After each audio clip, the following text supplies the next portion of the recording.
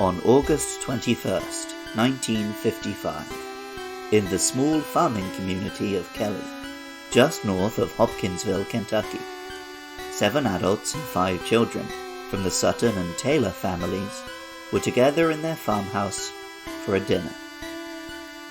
At around 7 p.m., Billy Ray Taylor went to the well for some water, where he saw an object fly overhead, describing it as metallic, with a rainbow of colours in its wake.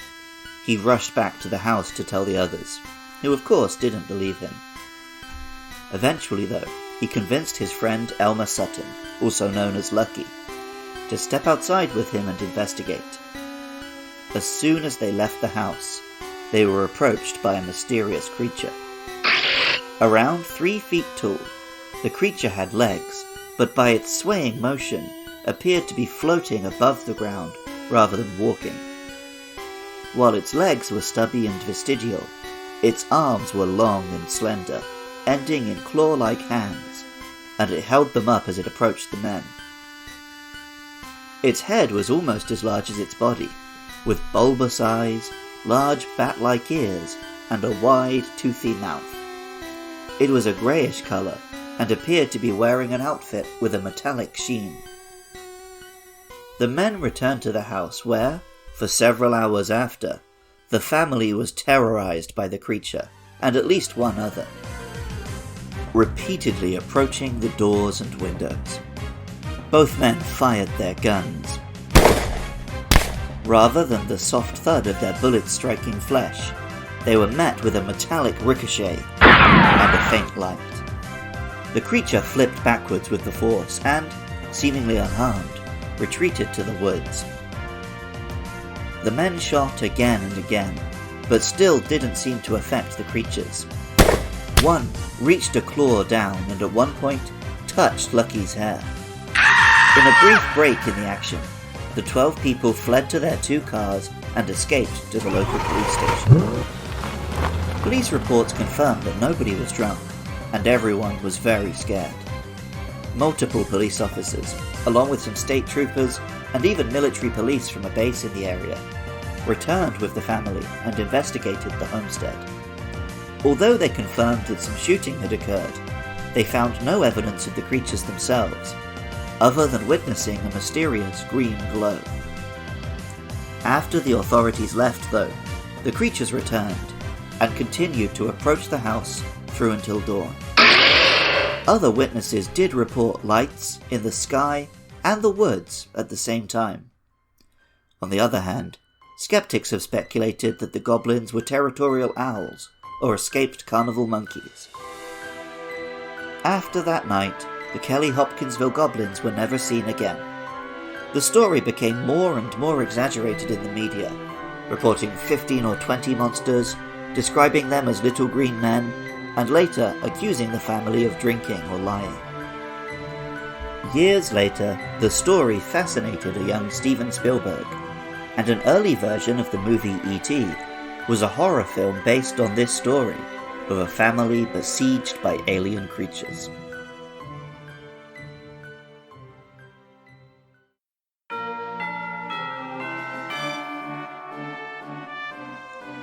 I'm Luke Summerhays, and I love Sableye.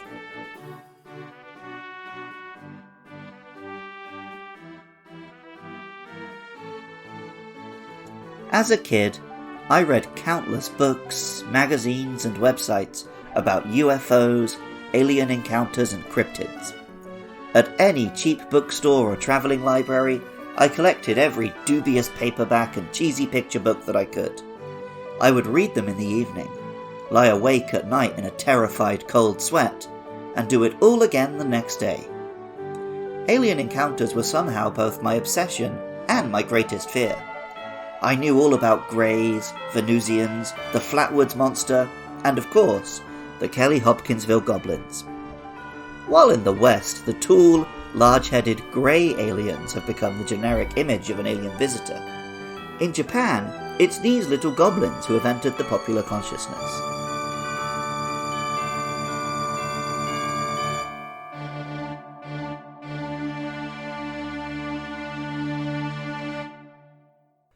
Sableye is Pokemon's interpretation of the Hopkinsville Goblin. It has the small legs and long arms, the wide mouth, and the big, pointed, bat-like ears. On its head, a little horn has been added, and the eyes, rather than simply being luminous discs, are actual gems. A few other gemstones decorate the body as well. In 3D games, Sableye moves with the strange swaying motion which the Sutton family described the Goblins as exhibiting. Amusingly, while Sableye's basic colour is a dark purple, its shiny is a greenish mustard yellow, similar to how the Hopkinsville Goblins were erroneously described as green in the media frenzy following the events, or how the creatures glowed with a yellowish light briefly when shot. Its Pokédex entries don't suggest any extraterrestrial origins, only that it lives in caves and eats rocks. Pokémon Sapphire tells us, Sableye digs the ground with its sharpened claws to find rocks that it eats. Substances in the eaten rocks crystallize and rise up to the Pokémon's body surface. And Pokémon Emerald tells us, it digs branching holes in caves using its sharp claws in search of food, raw gems. A Sableye lurks in darkness and is seen only rarely. Of course, the 7th generation games managed to turn this into something a little less harmless. Pokémon Sun tells us, it's a fiend for gemstones, so it stalks Carbink. Unfortunately, Gabite almost always grabs them first. And Ultra Sun tells us, it digs through the ground with its hard claws and crunches down gems with its thick, pointy teeth. Carbink is its favourite food. Sableye isn't a rock-type Pokémon though, and a few Pokédex entries do imbue it with more ghostly abilities. Pokémon Ruby did it first, telling us, Sableye lead quiet lives deep inside caverns. They are feared, however, because these Pokémon are thought to steal the spirits of people when their eyes burn with a sinister glow in the darkness. Sableye is a dark and ghost-type Pokémon, making it the first to, at least in the generation of its inception, have 0 weaknesses. It didn't make a huge splash in the competitive scene initially, thanks to quite middling stats, and the not especially useful abilities Stool and Keen Eye.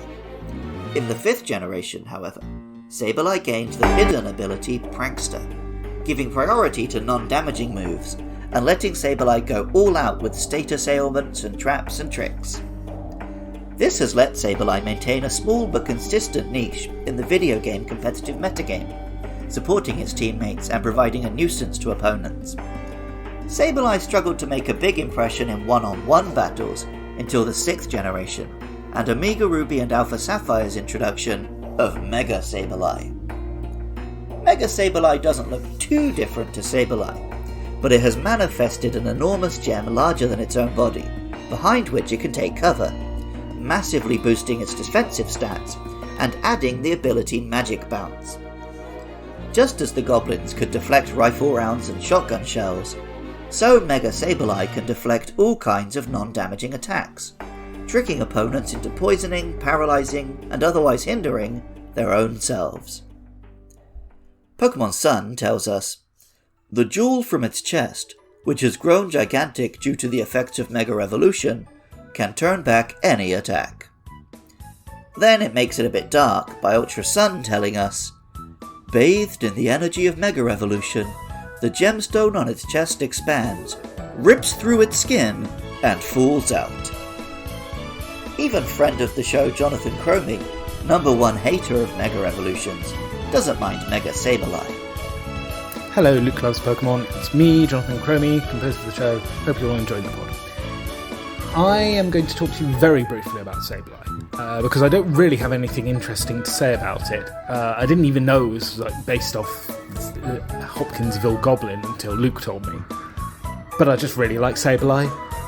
It goes back to this whole sort of teenage edgelord playing Ruby and Sapphire, and seeing little dark-type monsters that I will return to again and again as I talk through Generation 3. But yeah, I like Sableye. I like its little grin. I like the way it moves. I like the fact that it's dark and ghost type, so it had no weaknesses at the time.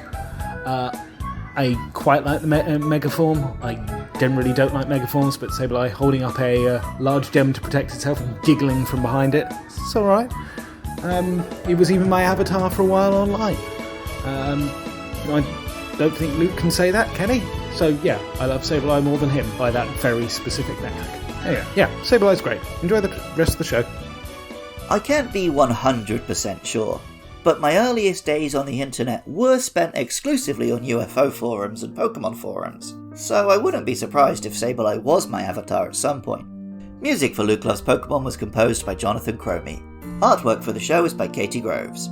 Writing, editing and producing is all by me, Luke Summerhaze, and costs are covered by my lovely supporters on Patreon. If you like this podcast, please rate and review on whatever podcast app you're listening through, and please tell your Pokémon-loving friends. The podcast can be found on Twitter and Facebook at LukeLovesPKMN, so why not get in touch?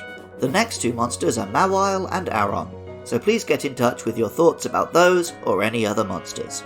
Lastly, as I mentioned, this podcast is supported by Patreon. If you want to listen to episodes early and help keep the show hosted online, visit patreon.com/podcastiopodcastios. And if you have an idea for something else I could offer that would make you interested in signing up, Twitch streams, Q&As, videos or content on wider topics, please let me know. And even if you don't feel like doing any of that, thank you so much just for listening. I love Sableye, and remember, I love you too.